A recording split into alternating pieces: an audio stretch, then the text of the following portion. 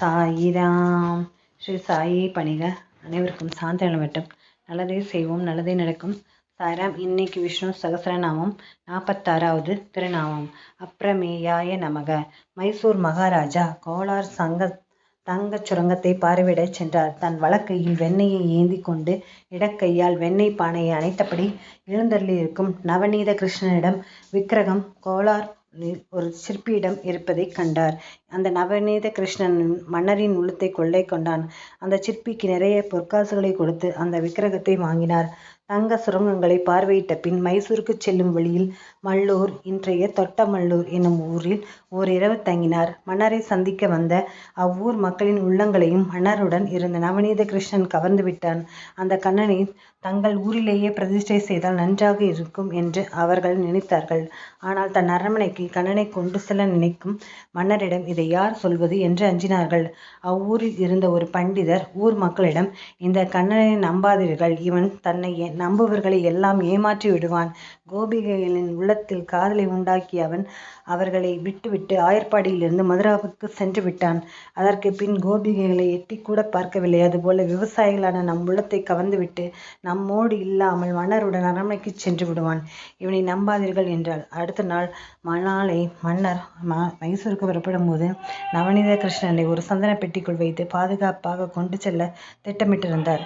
ஆனால் அந்த சந்தன பெட்டியை யாராலும் தூக்க முடியவில்லை. அத்தனை காவலாளிகளோடும் மைசூர் மகாராஜாவும் சேர்ந்து தூக்கி பார்த்தர். ஆனால் எவராலும் அதை நகர்த்தக்கூட முடியவில்லை.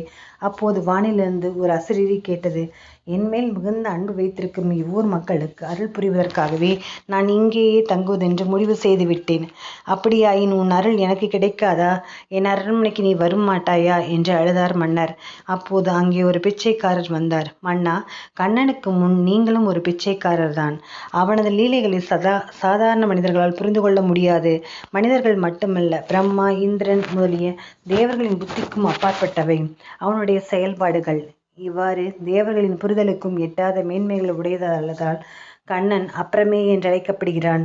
இவ்வூரில் ஒரு பெருமாள் கோவில் உள்ளது. அந்த பெருமாள் கோவிலுக்கு அப்ரமேயன் என்றுதான் திருநாமம் என்றார் அந்த பிச்சைக்காரர். கண்ணன் தன்னை நம்பியவர்களை ஏமாற்றுவான் என்று சொன்ன அவ்வூர் பண்டிதரை பார்த்து, கண்ணன் பண்டிதரான உங்களின் புரிதலுக்கும் அப்பாற்பட்டவன் என்பதை புரிந்து கொண்டீர்களா?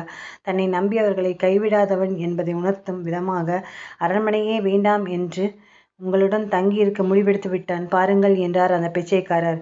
இவ்வாறு சொல்லிவிட்டு அந்த பிச்சைக்காரர் மறந்து விட்டார். நவநீத கிருஷ்ணனை மல்லூரில் உள்ள அப்ரமேய பெருமாள் கோவிலில் பிரதிஷ்டை செய்தார்கள். அந்த நவநீத கிருஷ்ணனை குறித்து தான் புரந்தரதாசர் ஜகத்தோதாரணா என்ற புகழ்பெற்ற பாடலை பாடினார். இன்று பெங்களூர் மைசூர் சாலையில் அமைந்துள்ள மல்லூர் கோவிலில் உள்ள அந்த நவநீத கிருஷ்ணனை வந்து தரிசிக்கும் தம்பதியருக்கு விரைவில் குழந்தை பாக்கியம் கிட்டுகிறது.